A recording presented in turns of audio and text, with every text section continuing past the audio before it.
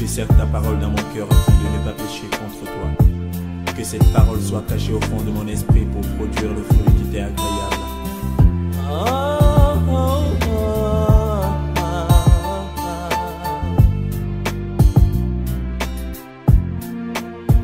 Plus que jamais j'aime ta parole.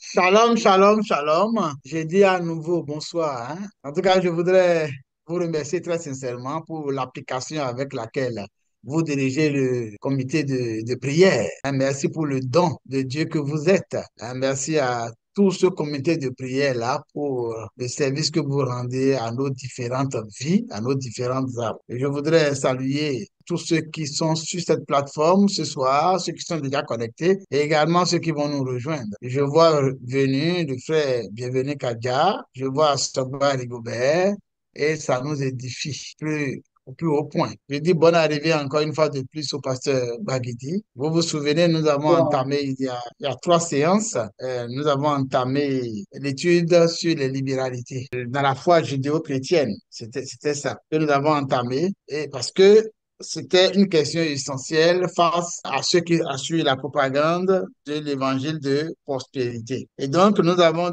posé une question centrale. Quelle contrariété reste notre temps entre les libéralités chez les chrétiens professants?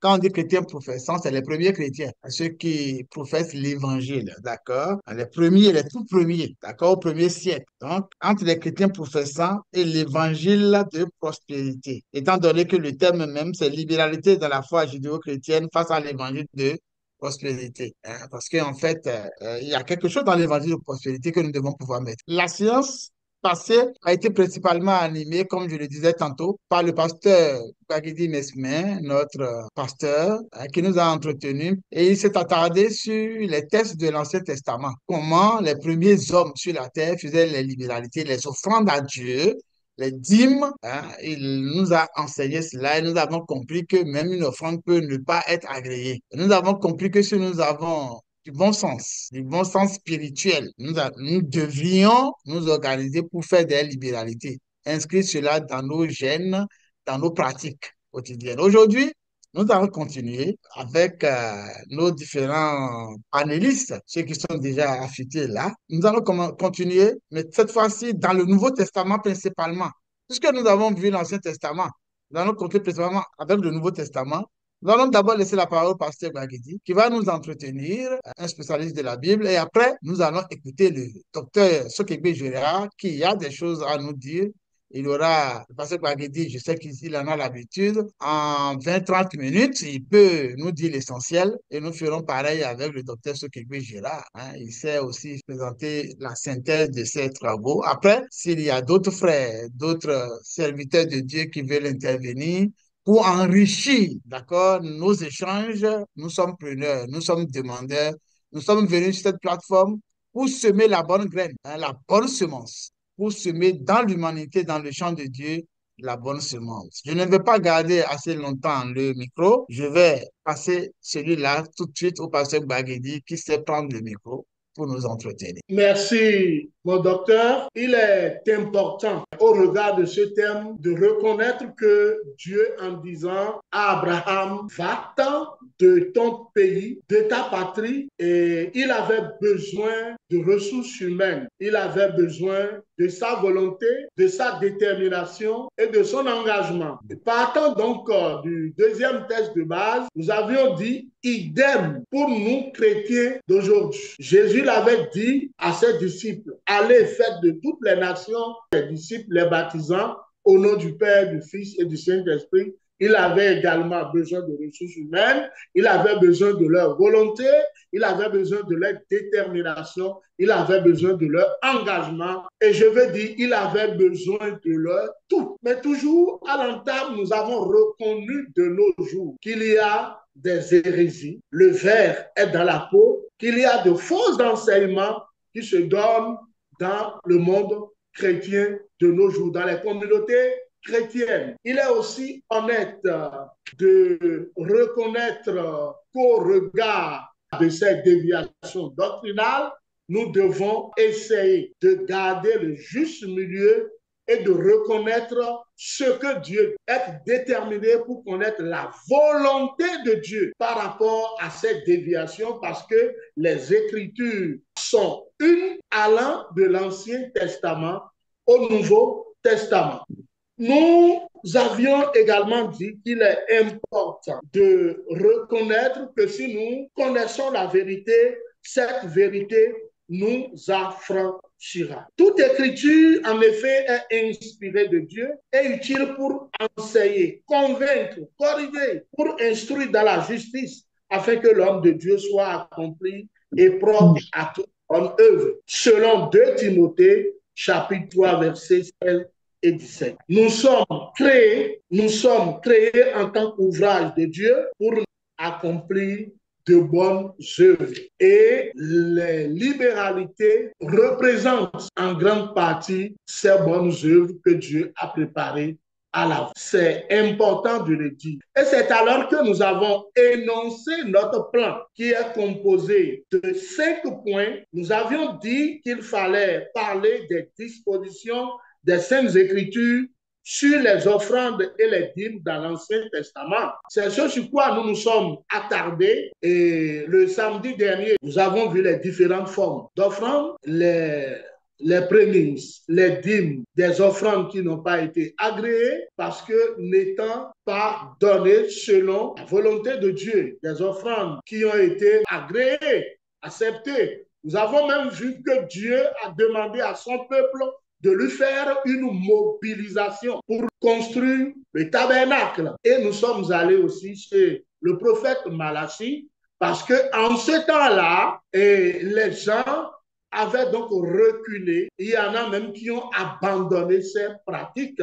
Et le prophète Malachie les a donc rappelés à l'ordre. Voilà. Ce soir, nous parlerons des dispositions des Saintes Écritures sur les offrandes et les dîmes, donc les libéralités selon le Nouveau Testament. Et je crois la 3e séance nous permettra de toucher ces libéralités dans nos églises et mouvements évangéliques aujourd'hui. Voilà, nous toucherons de façon synthétique la doctrine de la prospérité. On va voir ses racines, nous allons voir les erreurs qui sont, quelle attitude adopter au regard de la doctrine de prospérité. Il importe de reconnaître aussi, je l'ai dit et je vais toujours insister, de reconnaître que la Bible est une de la Genèse à l'Apocalypse et que Jésus-Christ est venu pour accomplir la loi et non l'abolir. Aujourd'hui, nous n'allons pas nous accrocher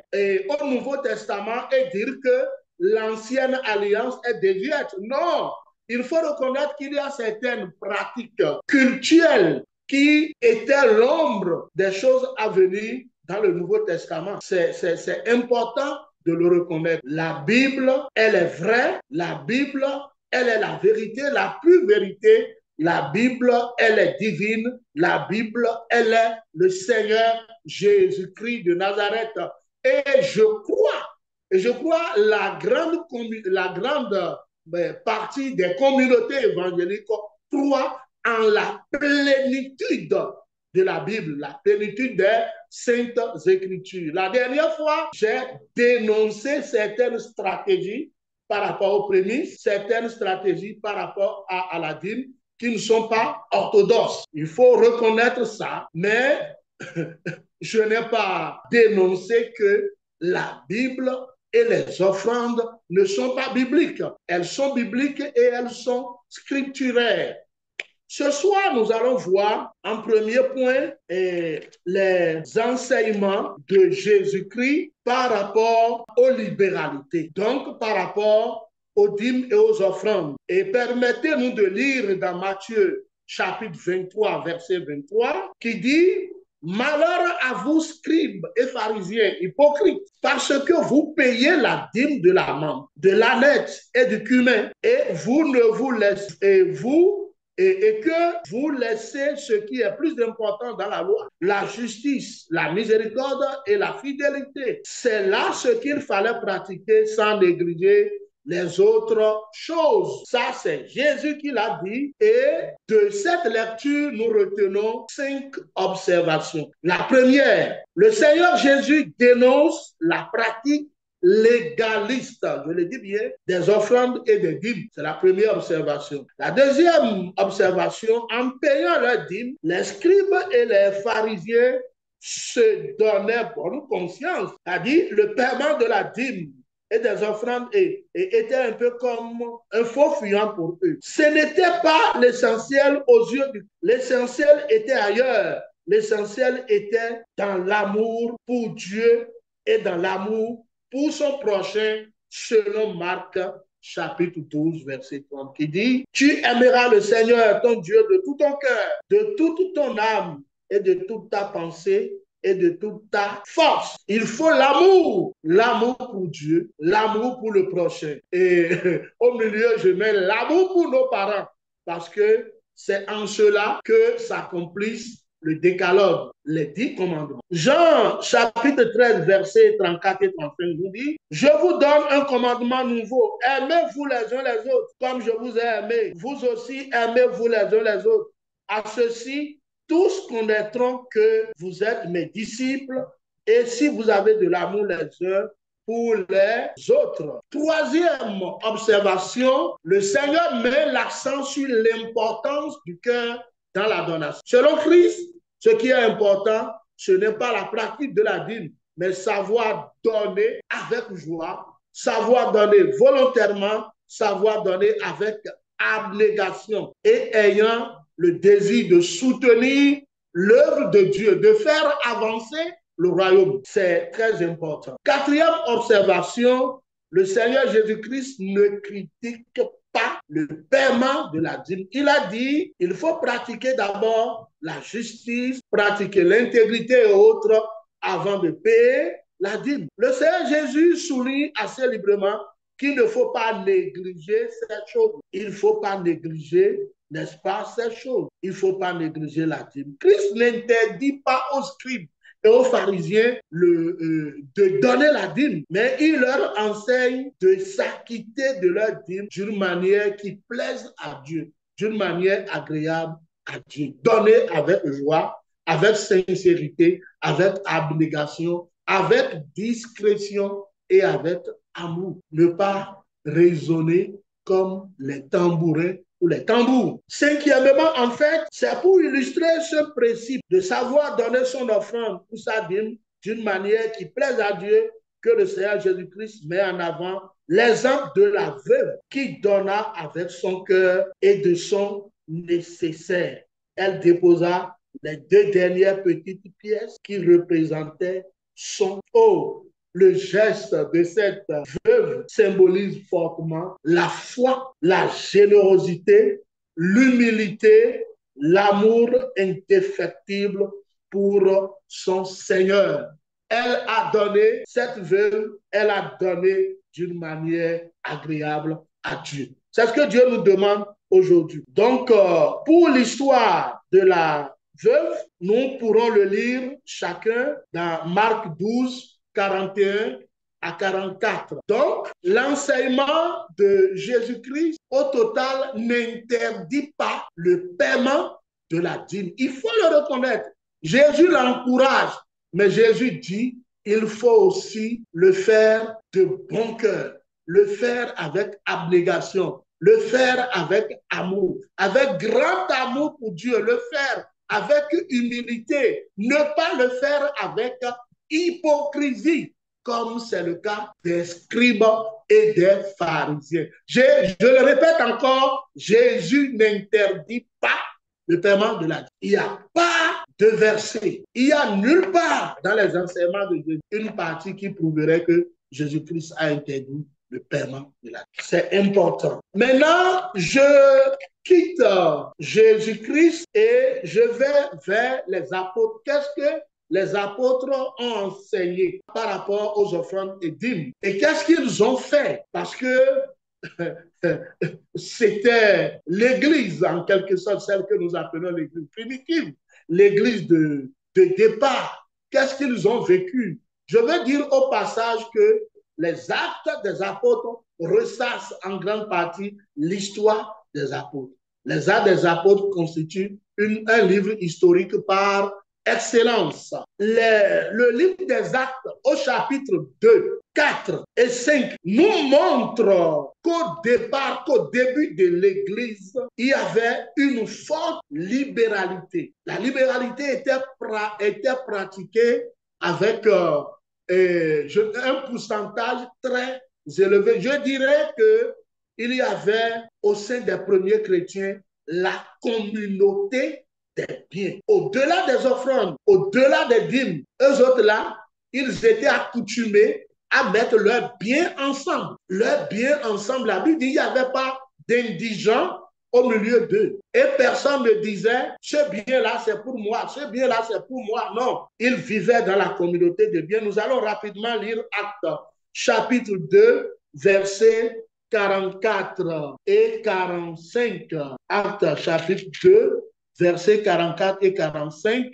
Tous ceux qui croyaient étaient dans le même lieu et ils avaient tout en commun. Verset 45. Ils vendaient leurs propriétés et leurs biens et ils en partageaient le produit entre tous selon les besoins de chacun. Lisons aussi Acte 4 à partir du verset 32.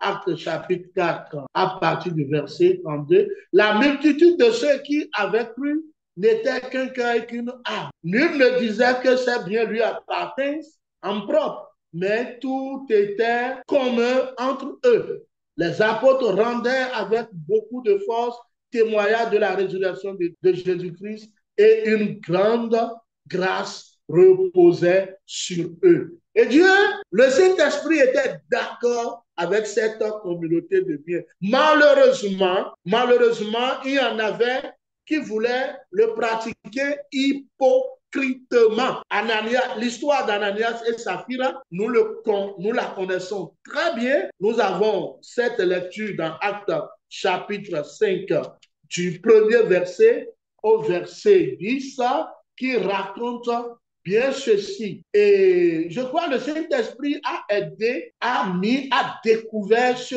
couple hypocrite, ce couple cupide qui était parmi eux. Le verset 3 dit, Pierre lui dit, Ananias, pourquoi Satan a-t-il rendu ton cœur au point que tu mentes au Saint-Esprit et que tu aies retenu une partie du prix du champ? S'il n'eût pas été vendu, ne te restait-il pas? Et après qu'il a été vendu, le prix n'était-il pas à ta disposition? Comment as-tu pu mettre en ton cœur pareil dessein? Ce n'est pas des hommes que tu as menti, mais à Dieu. Et nous voyons que Ananias mourut et fut enterré. Et également, sa femme, 3 heures après, mourut également, fut enterrée. Nous trouvons cette histoire dans Actes chapitre 5, verset 1 à 10. Maintenant, parlant des enseignements des apôtres. Les apôtres n'avaient aucun complexe, aucune timidité à parler de l'argent dans cette première communauté, à parler des offrandes dans cette première communauté, à parler de libéralité de cette première communauté, de manière dont nous pouvons, en tant que chrétiens professants, gagner notre vie en nous adonnant au travail. Ils en ont également parlé. Ils ont parlé de l'abnégation avec laquelle nous devons participer aux libéralités dans l'Église pour soutenir l'œuvre, subvenir aux besoins de nos frères et sœurs en difficulté, de notre spontanéité et de la disposition de cœur pour subvenir aux besoins des ministres de Dieu. Quand nous lisons dans la deuxième épître de Paul aux Corinthiens, les chapitres 8 et 9, nous voyons l'écho que les libéralités ont eu à donner quant à ce qui concerne l'argent. Et s'appuyant sur l'exemple de la disposition des chrétiens de l'église de Macédoine, une église très pauvre financièrement, mais riche spirituellement et pleine de générosité, qui avait donné avec joie et produit des richesses abondantes pour l'œuvre. Oui, pour l'œuvre de Dieu. Il faut le reconnaître. Et l'apôtre Paul avait fait, en effet, un appel de fonds auprès des chrétiens de l'église de Corinthe. Il dit, nous vous faisons connaître, frères, la grâce de Dieu qui s'est manifestée dans les églises de Macédoine. Au milieu de beaucoup de tribulations qui les ont éprouvées, leur joie débordante et leur pauvreté profonde ont produit avec abondance de riches libéralité de leur part. Ils ont, je l'atteste, donné volontairement selon leurs moyens et même au-delà de leurs moyens. Nous demandons avec grande insistance la grâce de prendre part à l'assistance donnée. Et non seulement ils ont contribué comme nous l'espérons, mais ils se sont d'abord donnés eux-mêmes au Seigneur. Bien-aimé, je dis, quand on se donne à Dieu, tout ce qui nous appartient est pour Dieu. Quand nous nous donnons intégralement, je dirais pleinement à Dieu et constituons le temple du Saint-Esprit, il n'y a pas de problème à vaquer aux libéralités dans l'Église de Dieu. On donne avec joie, on donne avec grande joie, on donne avec quiétude, on donne avec abnégation, on donne comme on devrait le donner et on donne même plus, comme ce fut le cas des chrétiens de Macédoine. Ce passage, nous le trouvons dans 2 Corinthiens, chapitre 8, versets 1 à 5. Nous retenons là au total que les chrétiens de Macédoine et de Corinthe, ils ont donné conformément à la volonté de Dieu et nous pouvons en tirer 3 leçons. Donnons avec libéralité. Deuxièmement, donnons avec joie débordante. Troisièmement, donnons selon la règle d'égalité. Voilà. Dans 2 Corinthiens chapitre 9, versets 6 et 7, il a écrit, sachez-le, celui qui sème peu, moissonnera peu. Et celui qui sème abondamment, moissonnera abondamment. Que chacun donne comme il a résolu en son cœur, sans tristesse ni contrainte, car Dieu aime celui qui donne avec. Ah, bien-aimé, ça, nous devons en faire une bonne application et une bonne pratique dans nos cœurs. Donnons avec confiance, donnons avec détermination, donnons avec reconnaissance, donnons avec un cœur qui plaise à Dieu et respectons les règles d'égalité. Bien-aimés, de tout ce qui précède, nous reconnaissons l'importance de la disposition du cœur du donateur. Nous reconnaissons aussi qu'il faut donner avec une joie débordante. Nous reconnaissons aussi qu'il faut donner avec confiance, avec une foi infaillible en Jésus-Christ.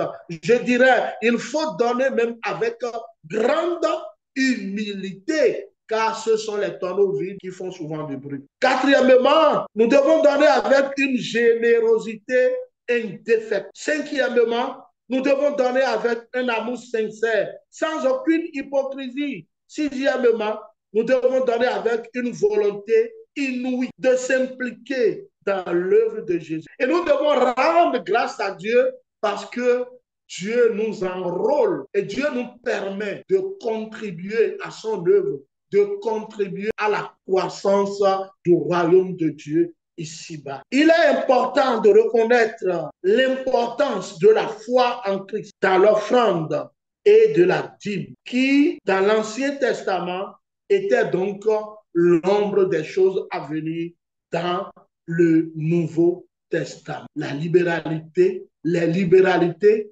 étaient pratiquées dans l'Ancien Testament et étaient aussi pratiquées dans le Nouveau Testament, il faut le reconnaître. Maintenant, permettez-moi de toucher quelques textes de libéralité dans le Nouveau Testament. Dans Matthieu 10, versets 40 et 41, nous lisons, « Celui qui reçoit un prophète en qualité de prophète recevra une récompense de prophète. Et celui qui reçoit un juste en qualité de juste recevra une récompense de juste. Et quiconque donnera seulement un seul verre d'eau froide à l'un de ses petits, parce qu'il est mon disciple, je vous le dis en vérité, il ne perdra point sa récompense. » Dans 1 Corinthiens 9, 7 et 7 à 9, il a écrit: qui jamais fait le service militaire à ses propres frais? Qui est ce qui plante une vigne et n'en mange pas le fruit? Qui est-ce qui fait paître un troupeau et ne se nourrit pas du lait du troupeau? Ces choses que je dis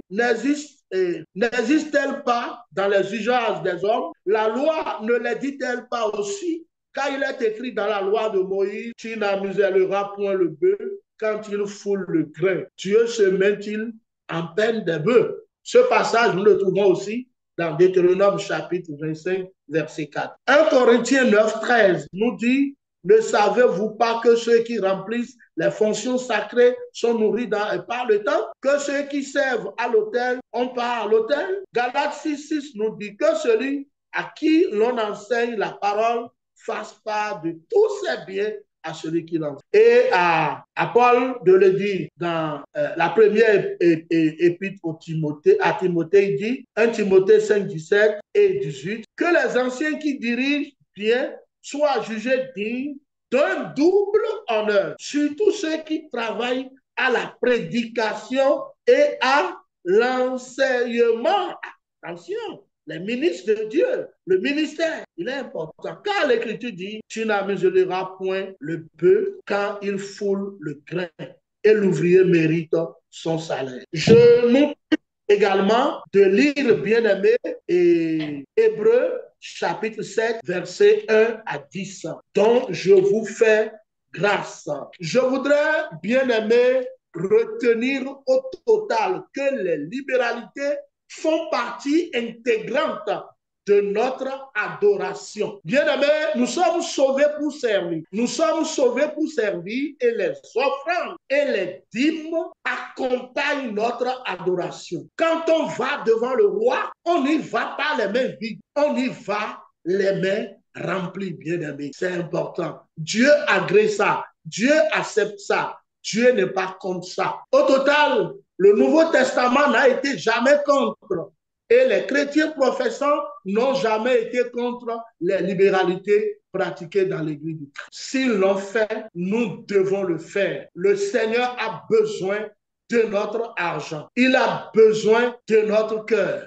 Il a besoin de nous-mêmes. Je le dis et je le répète, nous sommes sauvés pour servir. Et qui plus est, nous sommes des administrateurs des biens que Dieu met à notre disposition. Nous ne sommes que des esclaves de Dieu, de pauvres serviteurs de Dieu. Je voudrais reconnaître que les libéralités ne conduisent pas au salut. Il faut le reconnaître. Mais les vrais libéraux, ceux-là qui s'y adonnent, ils reconnaissent le retour. Dieu donne toujours le retour. Et nous ne devons pas donner parce que attendant un retour de Dieu. Nous devons donner parce que c'est une obligation. Nous devons donner pas parce que on nous l'exige, parce que c'est devenu une contrainte. Non, les offrandes et les dîmes ne doivent pas être contraintes. Nous devons donner parce que nous sommes ouvriers avec Dieu, parce que nous sommes serviteurs de Dieu, parce que nous sommes adorateurs du Dieu vivant. Nous devons donner parce que nous sommes délivrés,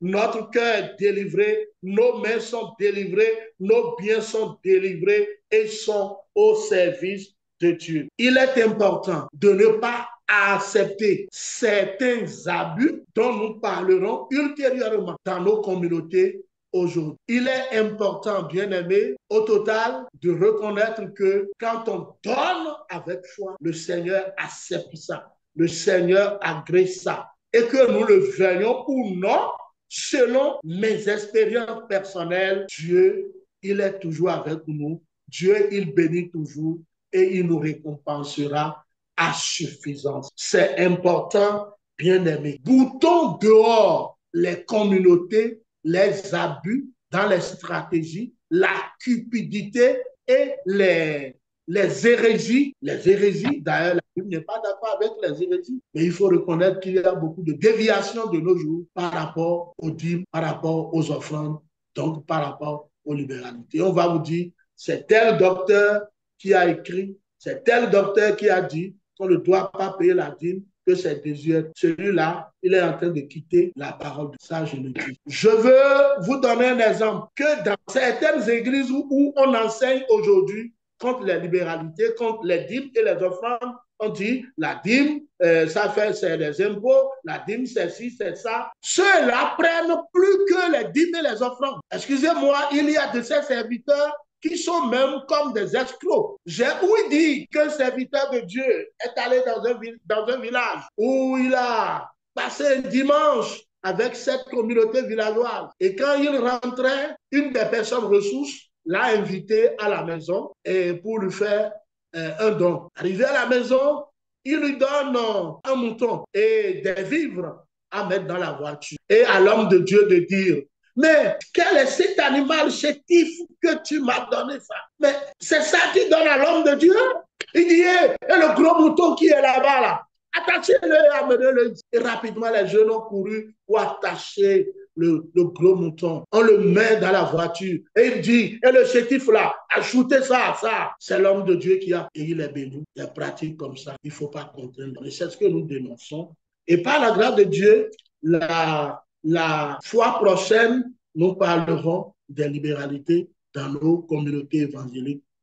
Nous toucherons aussi l'évangile de prospérité. C'est sur ces propos que je voudrais m'arrêter ce soir et donner la parole à qui de droit, donner la parole à l'homme de vision, le docteur Évariste Avant. Je vous remercie. Merci, pasteur. J'ai été particulièrement édifié. Merci. Merci pour les notes qui ont été données, les textes qui sont donnés pour éclairer nos lanternes. Vous avez notamment parlé de la communauté des biens parmi les premiers chrétiens, ce qui allait au-delà même de la dîme et des offrandes. C'était la fondation de l'Église. À ce moment-là, vous avez bien souligné que les gens mettaient leurs biens ensemble. Et sans ça, l'Église n'allait pas pouvoir naître. Vu la persécution qu'il y avait, il fallait une forte union, une forte entente. Il fallait cette mise en commun au cours de cette dispensation qui est celle de la grâce, au cours de cette dispensation qui est celle de l'Église. Donc, quelqu'un qui veut faire avancer l'œuvre va se sentir nécessairement concerné. Ils étaient dans cet esprit-là quand un s'est senti hypocrite ou a joué le jeu de l'hypocrisie, c'est le couple Ananias et Saphira, et le Saint-Esprit qui avait cautionné cette entente nécessaire, qu'il avait même suscité, parce qu'on en avait besoin surtout pour le lancement de l'Église de Jésus-Christ, parce qu'il a dit, je bâtirai mon Église et les portes du séjour des morts ne prévaudront point contre elle. Ce Saint-Esprit-là a dévoilé les pratiques hypocrites et les a sanctionnées pour que si nous nous entendons pour faire quelque chose, nous ne soyons pas hypocrites, nous ne soyons pas menteurs. Merci beaucoup, pasteur. Alors, nous voulons sur la plateforme un évangile soft, un évangile pur, un évangile vrai, basé sur les textes originaux sans rien rajouter. Voilà. Alors, je ne vais pas monopoliser la parole, je vais laisser la parole au docteur Sokebe. Il en a plein à nous dire, mais je sais que tout docteur universitaire qu'il est, il sait présenter des choses dans la synthèse. Docteur Sokebe, vous pouvez activer votre micro, prendre la parole. Merci. Merci beaucoup, docteur. Merci beaucoup, pasteur Bagidi, pour son intervention. Merci, docteur, mon grand ami. J'ai j'ai suivi de bout en bout. Bon, je pense que en l'état, si je dois ajouter quelque chose, je vais demander par rapport au développement du pasteur Bagidi, et je vais juste lui demander d'approfondir les réflexions et le temps que peut-être le samedi qui vient. Donc, je pourrais faire une contribution en termes d'analyse comparative entre ce qu'enseigne ou ce que l'évangile de prospérité pratique et l'église primitive. Donc, la nuance qu'on peut faire. Puisque l'évangile de prospérité, c'est une pratique courante qui n'était pas en vigueur au moment donc de l'église primitive. Donc, l'approfondissement qu'il est nécessaire qu'on fasse, et je l'ai lâché un peu la fois passée, quand on prend l'église primitive et la doctrine des apôtres, les libéralités là, qu'est-ce qu'on y met dedans? Aujourd'hui, vous voyez, le docteur qui a la vision a fait tout à l'heure une petite synthèse. Donc, la communauté qu'il y avait à l'époque de l'église primitive, tous les gens, ils sont ensemble, ils se connaissaient. Ils sont ensemble. Bon, est-ce que cette communauté primitive là, est-ce qu'elle est d'actualité encore aujourd'hui? Maintenant, quand Jésus n'a pas dit, par exemple, la veuve là, qui a avec 2 pièces, je crois que ce qu'elle a payé là ne représentait pas la dîme. Elle a donné tout ce qu'elle avait. Vous voyez, elle a donné tout ce qu'elle avait. Et c'est important aussi. Donc, de souligner ça. Elle a dit qu'elle a donné tout ce qu'elle avait sur elle. Et par rapport à quelqu'un qui a donné le superflu, vu ce que lui a. Et là, il y a vraiment le sacrifice qu'il faut souligner. Maintenant, Jésus, lui, il a travaillé dans la loi. Jésus, c'est vrai, le Nouveau Testament, on a l'évangile, les évangiles, Matthieu, Marc, Luc, et puis Jean. Et après, on a les actes des apôtres. Jésus a travaillé dans la loi avant maintenant de conclure la nouvelle alliance à la veille de la Pâque. Alors, donc, les enseignements des apôtres, la doctrine des apôtres sur les libéralités, quel était le contenu? Et je disais la fois passée, quand on prend des actes des apôtres jusqu'à l'Apocalypse, il y a des offrandes. Pasteur titulaire, Bagidi l'a souligné. Je pense, par exemple, des Macédoniens.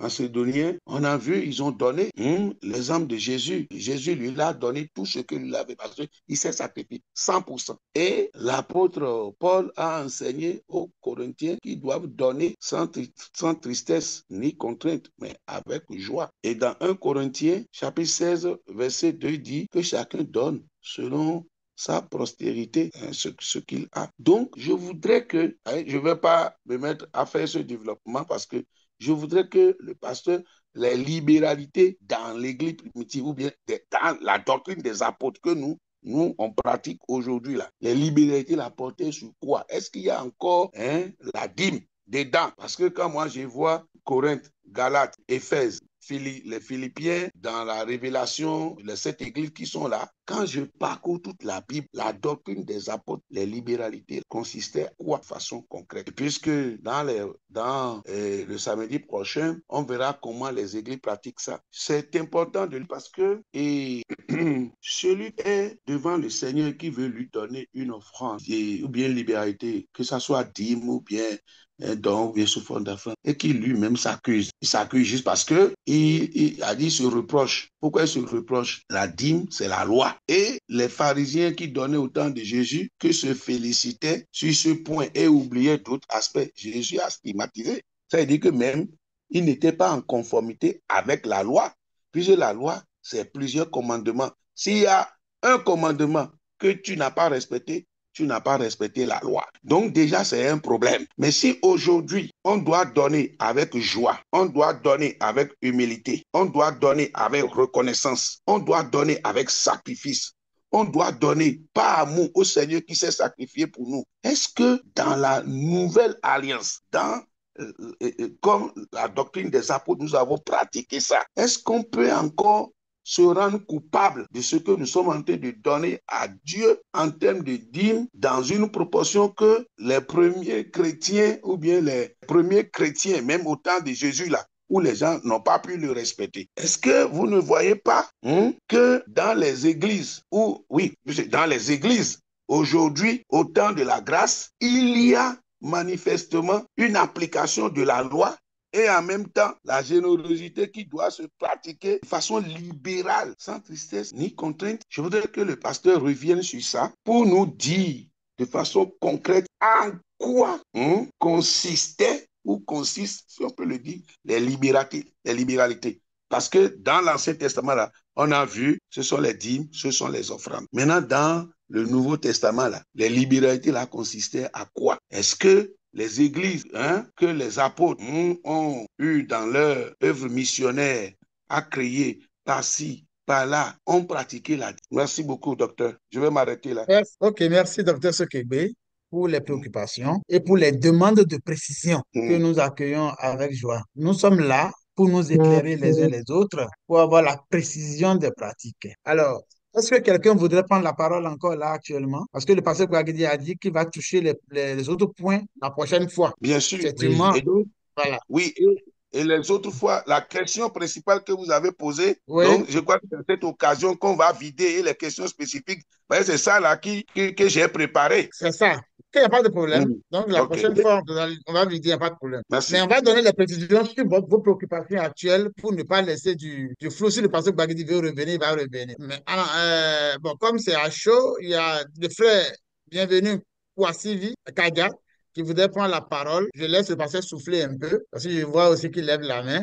Donc, bienvenue. Veuillez activer votre micro et puis prendre la parole. Et le pasteur Bagbidi va revenir pour donner les précisions qu'il a euh, à chaud. Allez-y, s'il vous D'accord. plaît. Merci beaucoup. Mhm. Je voudrais d'entrée de jeu lire le texte du livre des Actes au chapitre 4 du verset 32 au verset 37. Je Mhm. lis, la multitude de ceux qui avaient cru n'était qu'un cœur et qu'une âme. Nul ne disait que ses biens lui appartenaient en propre, mais tout était commun entre eux. Les apôtres rendaient avec beaucoup de force témoignage de la résurrection du Seigneur Jésus et une grande grâce reposait sur eux tous, car il n'y avait parmi eux aucun indigent. Tous ceux qui possédaient des champs ou des maisons les vendaient, apportaient le prix de ce qu'ils avaient vendu et le déposaient aux pieds des apôtres et l'on fait distribution à chacun selon qu'il en avait besoin. Joseph, surnommé par les apôtres Barnabas, ce qui signifie lévite originaire de Chypre, vendit un champ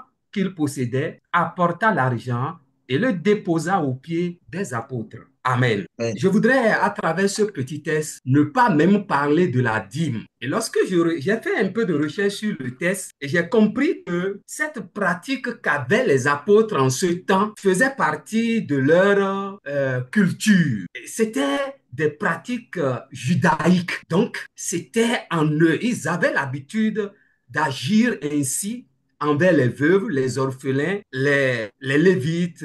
Ils avaient l'habitude de cette pratique les uns envers les autres. Et la résurrection du Seigneur Jésus-Christ, l'œuvre de Christ parmi eux a renforcé cette pratique-là, a une conviction qu'il faille aller même au-delà de cette pratique-là. Et lorsque j'ai fait la recherche pour savoir, mais personne, il n'y a pas d'indigents parmi eux, ce qu'ils faisaient en réalité en partageant ses biens. Et j'ai retrouvé dans ma recherche 10 choses qu'ils faisaient ensemble. L'aumône. J'ai retrouvé aussi qu'ils soutenaient les enseignants de la parole de Dieu. J'ai retrouvé aussi qu'ils apportaient des œuvres et aux orphelins. J'ai remarqué qu'ils apportaient aussi des aides à tous ceux qui étaient malades parmi eux. Ils apportaient aussi des soins et des aides aux prisonniers. Et même les étrangers parmi eux, n'ayant pas de terre, n'ayant pas de famille, et qui décédaient, leurs funérailles ne devraient pas être faites de la même manière que les autres. Mais à cause du Christ, ils apportaient aussi du soin aux funérailles de ces étrangers-là qui étaient parmi eux et qui ont reçu le Seigneur Jésus-Christ, convaincus par la vie du Seigneur, par la prédication, la parole du Seigneur, l'évangile du Christ, a brisé les barrières culturelles qui pouvaient exister entre ces étrangers et ceux qui ont reçu le Seigneur Jésus. Et cela a même jailli sur le soin à apporter même aux esclaves qui étaient parmi eux, mais qui ont reçu le Seigneur Jésus et qui ont écouté la prédication qu'il n'y a plus de juifs, qu'il n'y a plus d'esclaves, qu'il n'y a plus de juifs et de juifs. Ils apportaient aussi du secours aux victimes des catastrophes. Ils apportaient aussi du soutien pour la lutte contre le chômage en leur sein. Donc, quand on dit qu'il n'y a plus d'indigents, même ceux qui n'avaient pas du travail, ils faisaient tout pour lutter contre ce chômage-là, afin que l'unité, la communion fraternelle, réalité parmi eux. Et la dernière chose que j'ai trouvée, ils apportaient aussi du soin pour le voyage des frères et sœurs qui étaient parmi eux. Donc, on déclarait aller en mission, partager la parole de Dieu dans telle ville, dans telle localité. Et Paul et ses compagnons étaient aussi bénéficiaires de ces actions-là. Nous résumons l'ensemble de ces actes-là.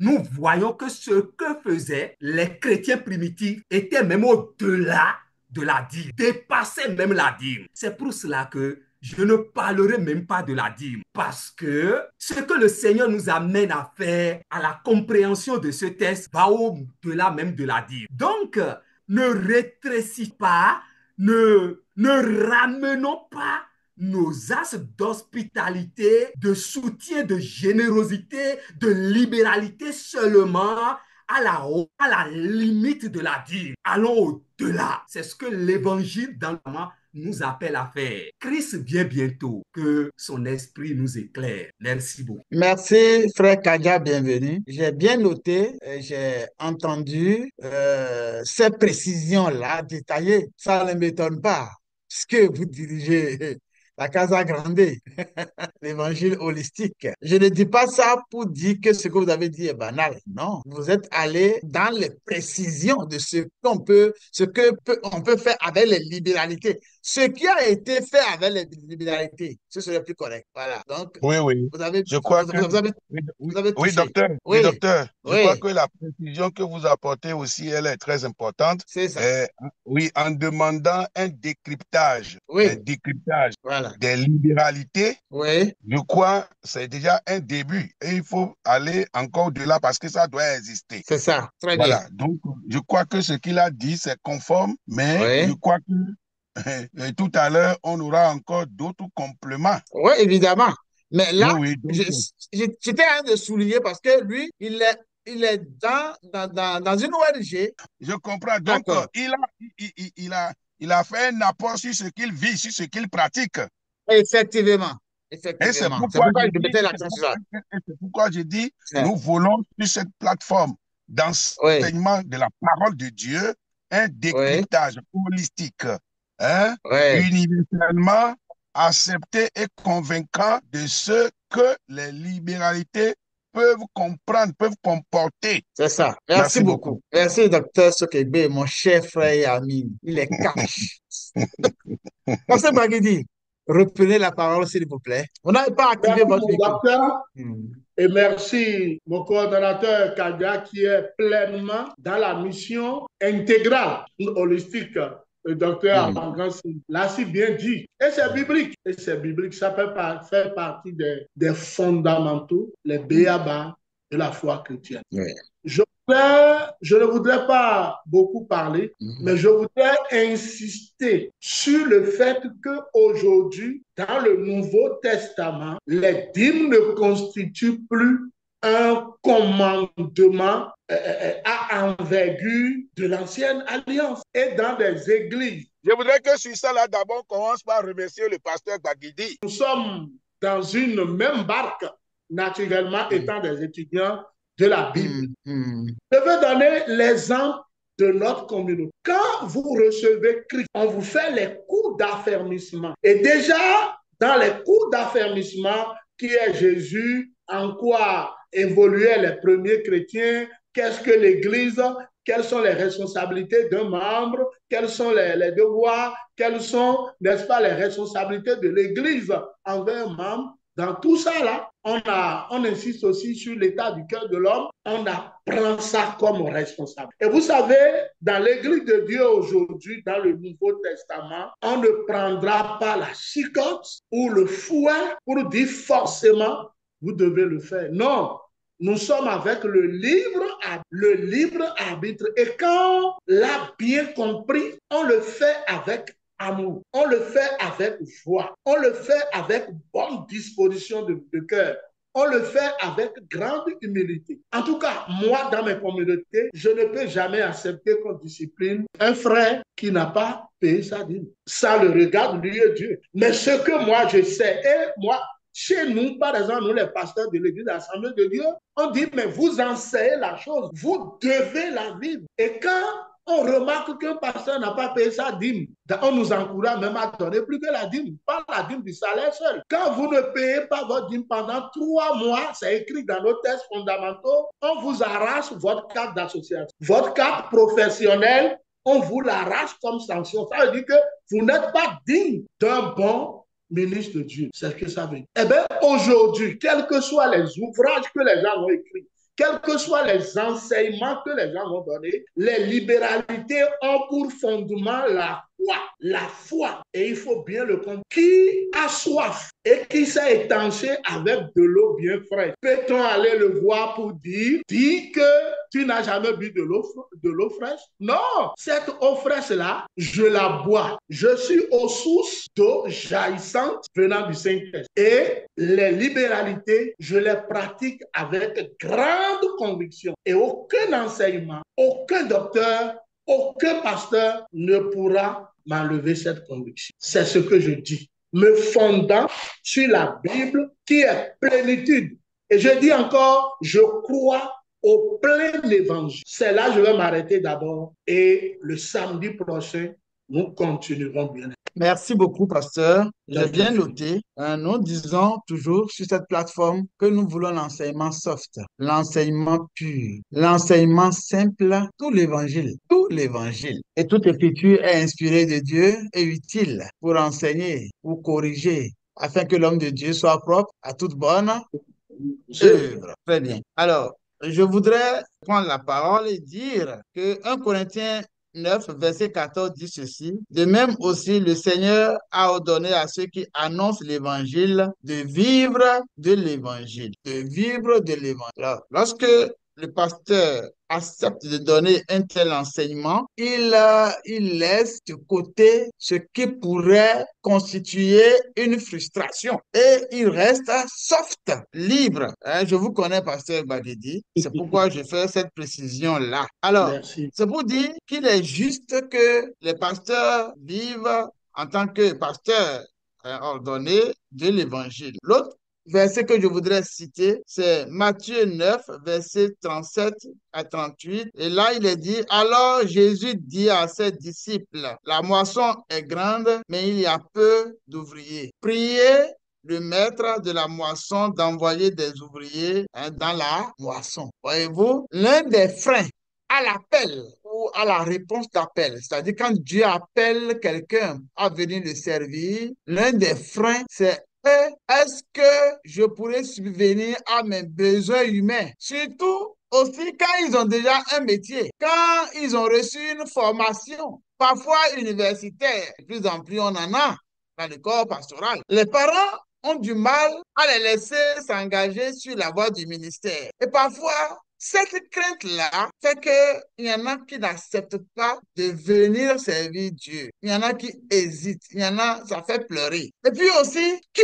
ne voudrait pas avoir la dignité de vivre sans ça? Quand on écoute les enfants des pasteurs, on voit qu'il y en a qui en ont souffert. Surtout souffert des critiques inutiles, des critiques blessantes, des critiques gratuites. Je veux dire que c'est un sujet. Si nous abordons, nous devons l'aborder dans le respect de la mission. Nous devons l'aborder dans le respect de la moisson, si vous voulez. Besoin de la moisson.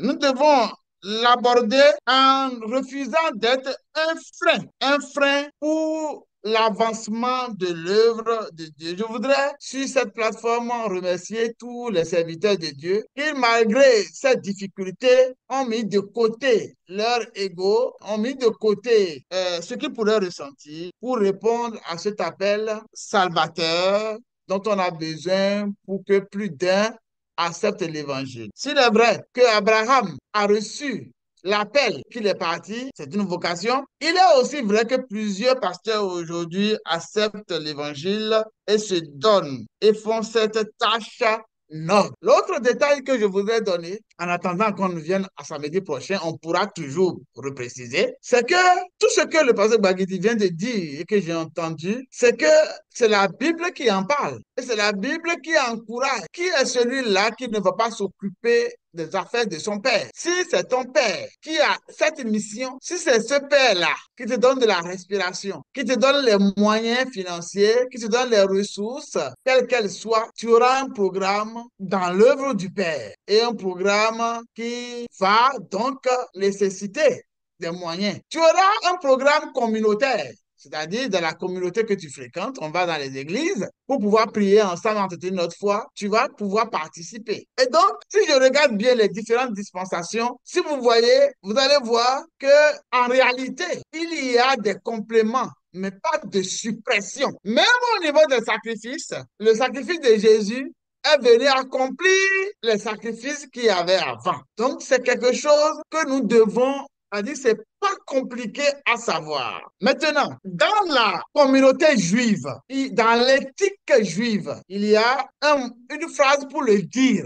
C'est Torah Lishma. Et ça, je l'étudiais dans le contexte juif du Nouveau Testament. Torah Lishma veut dire la Torah pour la Torah. La Torah pour la Torah. Si vous voulez, la Bible pour la Bible. C'est-à-dire, lorsque nous venons enseigner la Bible, nous enseignons la Bible et seulement la Bible. C'est-à-dire que jamais la Bible ne devrait être utilisée pour gagner de l'argent. Jamais. C'est contre l'éthique juive. On ne devait jamais utiliser la Bible, des versets bibliques, pour chercher à gagner l'argent. C'est là la déviation fondamentale qu'il y a aujourd'hui. Ce qui fait qu'il y en a qui s'appellent eux-mêmes au ministère dans cet objectif-là. Et ceux-là doivent réviser leur position. Il y en a aussi qui ont été de véritables appelés, mais parce que cette façon de prêcher, d'utiliser les versets bibliques pour gagner de l'argent parce que ça marche, ils ont eu une nouvelle vocation. Ça aussi, c'est mauvais. Et c'est pourquoi le pasteur dit qu'il y a des abus. Donc,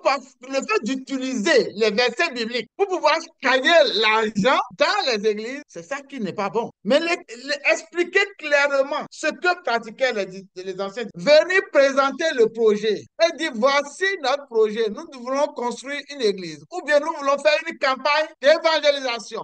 Ou bien nous voulons envoyer quelqu'un en mission. Il y a un pasteur que nous voulons envoyer sur un champ missionnaire et il a besoin de soutien. Qui sont ceux qui voudraient participer? Ou bien vous tous, on lance un appel pour que nous puissions assister ça. Ça ne devrait pas être condamné, ça ne devrait pas être critiqué. On devrait le faire spontanément. Donc, le fait de présenter les projets d'église, ce n'est pas le problème. Mais le problème que nous vivons dans l'évangile de prospérité, avant que le pasteur ne revienne là-dessus, sur la base de ces recherches, que nous allons, comment on appelle, partager, c'est que dire il faut donner pour être béni, là, c'est ça qui n'est pas juste. Vous voyez, dans l'éthique juive dont je parlais tout à l'heure, vous allez voir que l'ancien Hillel, il avait un métier et il prêchait. Paul aussi faisait de tentes et il annonçait l'évangile. Vous voyez, regardez toutes les églises qu'il a eu à faire. Parce que dans l'éthique juive, c'était comme ça. En tout cas, c'est ce que j'ai appris. Mais maintenant, si nous avons des pasteurs qui sont dédiés à l'œuvre, qui ne font que ça,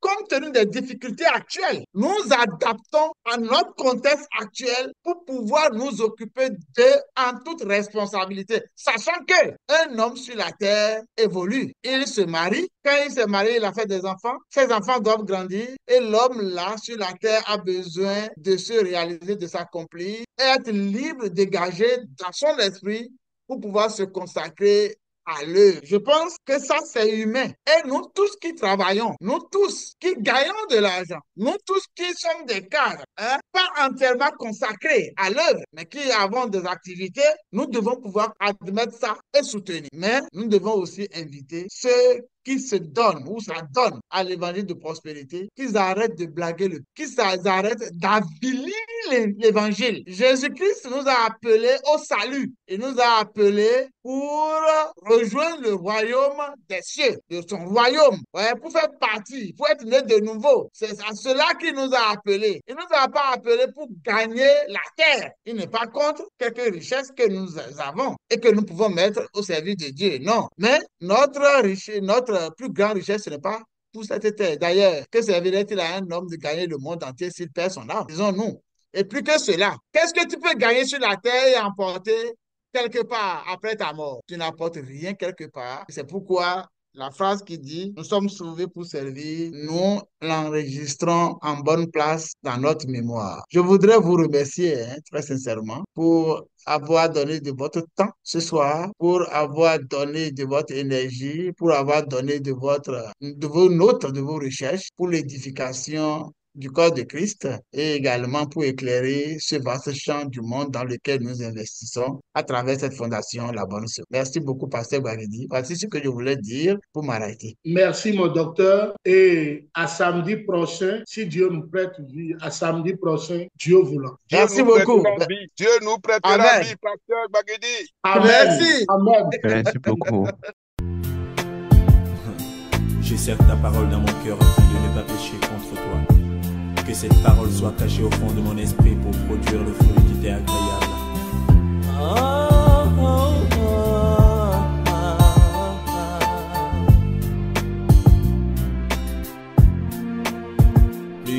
jamais j'aimerai